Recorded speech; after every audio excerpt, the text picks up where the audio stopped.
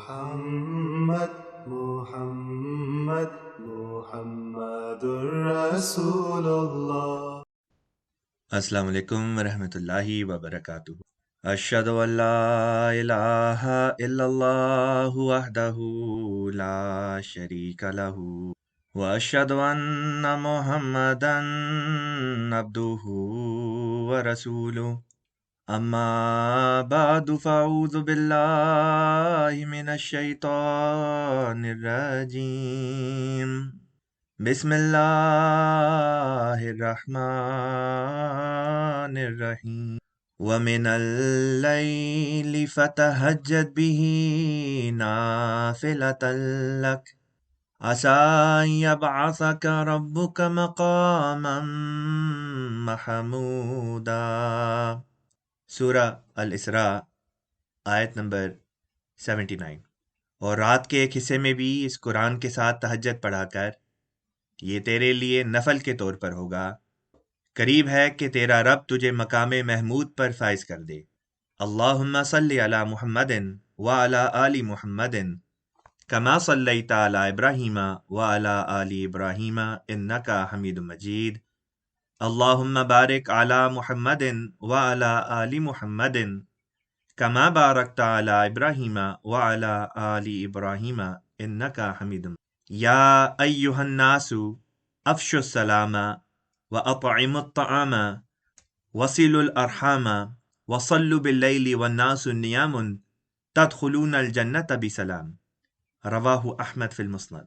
حضور صلی اللہ علیہ وسلم نے فرمایا، لوگوں، سلام کو عام کرو، کھانا کھلاؤ، صلہ رحمی کرو، اور راتوں کو اٹھ اٹھ کر نماز تہجد پڑھو جبکہ لوگ سوئے ہوئے ہوں، تو تم جنت میں سلامتی کے ساتھ داخل ہو جاؤ گے۔ فرمایا، بے شک قیامت والے دن بندے سے اس کے اعمال میں سے سب سے پہلے جس عمل کا حساب لیا جائے گا وہ اس کی نماز ہے۔ اگر وہ درست ہوئی تو وہ یقیناً کامیاب اور سرخرو ہو جائے گا، اور اگر وہ درست نہ ہوئی تو وہ انسان ناکام نامراد ہو جائے گا۔ پس اگر اس کے فرائض میں سے کچھ کمی رہ گئی تو رب عز و جل فرمائے گا، ذرا دیکھو کیا میرے بندے کے اعمال نامے میں کچھ نوافل ہیں، تاکہ ان کے ذریعے سے اس کے فرائض کی کمی کو پورا کر دیا جائے، پھر اس کے باقی اعمال کا حساب بھی اسی طریق پر ہوگا۔ حضرت عائشہ رضی اللہ تعالی عنہا سے پوچھا گیا کہ آپ صلی اللہ علیہ وسلم کیسے رمضان میں عبادت فرماتے تھے؟ فرمایا، حضور صلی اللہ علیہ وسلم رمضان میں اور رمضان کے علاوہ ایام میں بھی 11 رکعتوں سے زائد تہجد نہیں پڑھتے تھے۔ آپ 4 رکعت ادا فرماتے، وَلَا تَسْأَلْ عَنْ حُسْنِهِنَّ وَطُولِهِنَّ، اور تم ان رکعتوں کے حسن اور لمبائی کے متعلق نہ پوچھو، یعنی میرے پاس الفاظ نہیں کہ حضور کی اس لمبی نماز کی خوبصورتی بیان کروں۔ پھر اس کے بعد ایسی ہی لمبی اور خوبصورت 4 رکعت اور ادا فرماتے، اور پھر 3 وتر آخر میں پڑھتے تھے، یعنی کل 11 رکعت۔ سیدنا حضرت مسیح موعود علیہ الصلوۃ والسلام فرماتے ہیں، تہجد کی عادت ڈالو، تہجد میں رو رو کر دعائیں مانگو کہ خدا تعالیٰ گڑ گڑانے والوں اور تقوی اختیار کرنے والوں کو ضائع نہیں کرتا۔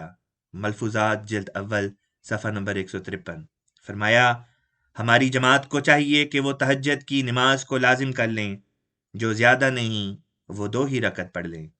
حضرت خلیفۃ المسیح الاول رضی اللہ تعالیٰ عنہ فرماتے ہیں، پہرے داروں کو دیکھا گرم بستر گھر میں موجود، سردی کے موسم میں سرد ہوا کی پرواہ نہ کر کے وہ آدھی رات کو چند ٹکوں کی خاطر خبردار خبردار پکارتا پھرتا ہے، مگر جن کو خدا نے ہزاروں روپے دیے اور عیش و عشرت کے سامان، وہ اتنے نہیں کر سکتے کہ پچھلی رات اٹھ کر تہجد تو درکنار استغفار ہی کریں۔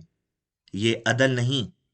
فرمایا، پس میرے عزیزوں، تم خدا کے معاملے میں مخلوق کے معاملے میں عدل سے کام لو۔ ایک طرف جناب الہی ہیں، ایک طرف محمد رسول اللہ ہیں۔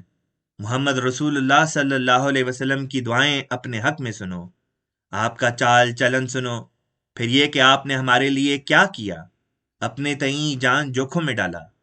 ایسے مخلص مہربان صلی اللہ علیہ وسلم کی فرما برداری اپنے دوست کی فرما برداری کے برابر بھی نہ کرو تو کس قدر افسوس کی بات ہے۔ حضرت خلیفۃ المسیح ثانی رضی اللہ تعالی عنہ بیان کرتے ہیں، تہجد کے وقت کے متعلق احادیث میں آتا ہے کہ اس وقت خدا تعالیٰ آسمان سے اتر آتا ہے اور وہ بندوں سے کہتا ہے جو کچھ مانگنا چاہتے ہو مجھ سے مانگو، لیکن قرآن کریم بتاتا ہے کہ خصوصیت کے ساتھ یہ چیز رمضان میں حاصل ہوتی ہے۔ اس کی وجہ یہ ہے کہ ان ایام میں سحری کے وقت اٹھنے کی وجہ سے تہجد کا موقع زیادہ ملتا ہے، اور عام طور پر جو لوگ تہجد پڑھنے میں سست ہوتے ہیں وہ بھی ان ایام میں سحری کھانے کے لیے اٹھتے ہیں اور تہجد پڑھ لیتے ہیں۔ بس اللہ تعالیٰ فرماتا ہے کہ میں اپنے بندوں کے قریب ہو جاتا ہوں اور ہر اخلاص کے ساتھ دعا کرنے والے کی دعا کو سنتا ہوں، مگر شرط یہ ہے کہ وہ بھی میری باتوں کو سنے اور ان پر عمل کرے۔ دوستی ایک طرف کی نہیں ہوتی۔ فرمایا، ربا کی جماعت کے افسران اور عہدے داران محلوں میں تہجد کی تحریک کریں، اور جو لوگ تہجد پڑھنے کے لیے تیار ہوں اور یہ عہد کریں کہ وہ تہجد پڑھنے کے لیے تیار ہیں، ان کے نام لکھ لیں، اور جب وہ چند دنوں بعد اپنے نفوس پر قابو پا لیں تو انہیں تحریک کی جائے کہ وہ باقیوں کو بھی جگائیں۔ جب سارے لوگ اٹھنا شروع ہو جائیں، پیپے بجنے لگ جائیں، تو کئی لوگ ایسے بھی ہوتے ہیں جن کا نماز پڑھنے کے دل تو چاہتا ہے لیکن نیند کے غلبے کی وجہ سے بیدار نہیں ہوتے، وہ بھی تہجد کے لیے اٹھ بیٹھیں گے۔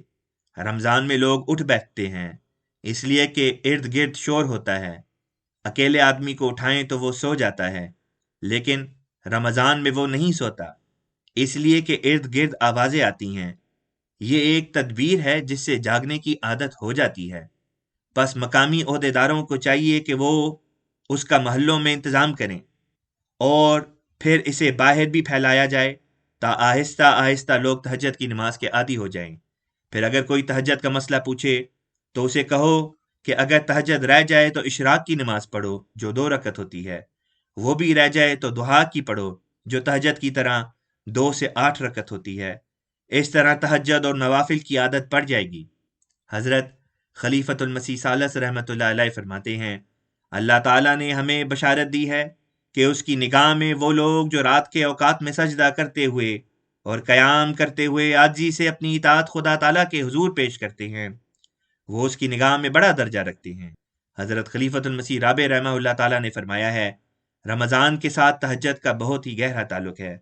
وہ روزے جو تہجد سے خالی ہیں وہ بالکل ادھورے اور بے معنی سے روزے ہیں، اس لیے بچوں کو خصوصیت کے ساتھ روزے کی تلقین کرنی چاہیے۔ جس ماحول کا میں نے ذکر کیا ہے، قادیان یا ربا میں، اس ماحول میں تو عموماً یہ سوچا بھی نہیں جا سکتا تھا کہ خصوصاً قادیان میں کہ کوئی بچہ اٹھ کر آنکھیں ملتا ہوا کھانے کی میز پر آ جائے۔ اس کے لیے لازمی تھا کہ وہ ضرور پہلے نفل پڑھے، اور لازمی ان معنوں میں کہ سب یہی کرتے تھے۔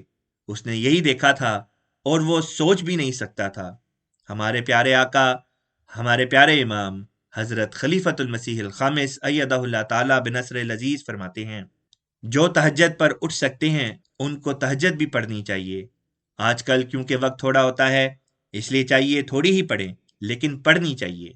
جو بھی روزے رکھنے کے لیے جاگے یا اس وقت جاگتا ہے تو ادھر ادھر کی باتیں کرنے کی بجائے پہلے نفل پڑھنے چاہیے۔